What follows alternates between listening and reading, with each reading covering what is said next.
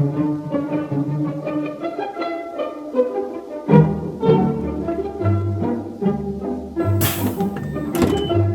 like it's raining pus here. It's like a horrible browny yellow.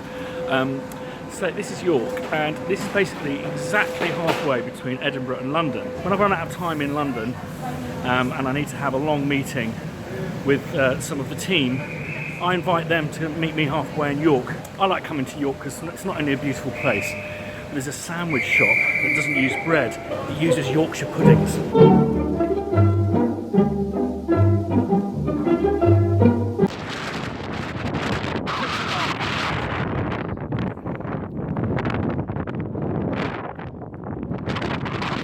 York was great.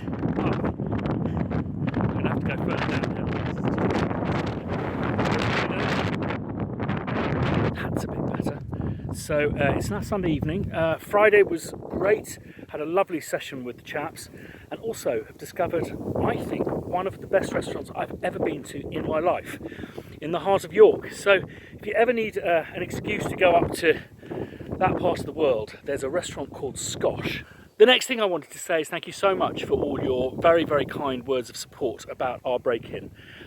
We have a very kind of pragmatic view towards these things, and that is, you know, my personal belief is you profit from the good times and you learn from the bad, because you're always going to be dealt some blows in life, so it's as good to get the best out of them as you possibly can.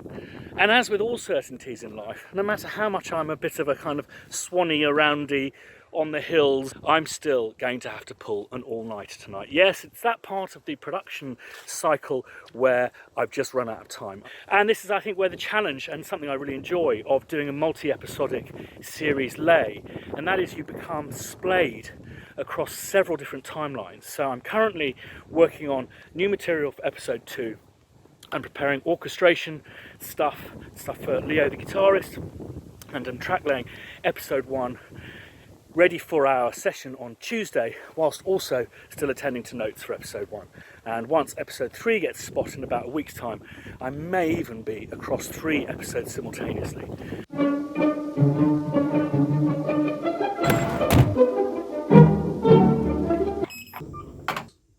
Today's been stressful. The plane this morning was very delayed, which meant that I was sat on the tarmac, not really being able to do much work. And then when we took off, I realised I was on a 767. I'd booked the back seats, which often don't get booked laterally, so you can spread out a bit. I am a bit of a spreader. And those old 767s at the back, you just cannot hear anything. It's just like, oh, like that. So I couldn't really track lay. So I'm still 5 cues, which I have to do notes on. I have to prepare for orchestration and for Leo and track lay. I've got the guys up in Tileyard, up at the Spitfire HQ, preparing Pro Tools sessions for me. But the one saving grace is the sessions aren't till 2 o'clock tomorrow afternoon, and it's now about 5:30. So I'm going to work into the evening, but I'm really knackered because basically I started work at 1:30 this morning, and so it's been a long day. Good night's Kip, and as true to form, I feel like the episode has finally clicked. So I'm going to show you my final bit of the prep. I basically always have these 3 Finder panels open. So I've got my original Logic files here. You can see they're all coloured red because I'm now finished, all track laid. The green ones need band, the purple ones are just electronic. Then I have my local drive with the parts to Ben prepared on. So a README, rest of mix, fake guitars, fake strings, and the Logic folder, or file rather. And then I have the Dropbox where I deliver the stuff to Ben and Leo, and Ben and Leo deliver them back, which is rather exciting. So here's the string parts, which is great. And it's a career-defining one for the double bass there. Also, he spots rebars. I record stuff without an accented click. So basically what he does is, Ben, is he'll send me something where he's corrected something that needs a 3/4 bar. And then excitingly, because this is the first time I've done it, here are the guitars back from Leo. But I'm not going to distract myself with those now because there's still a bit of prep to do.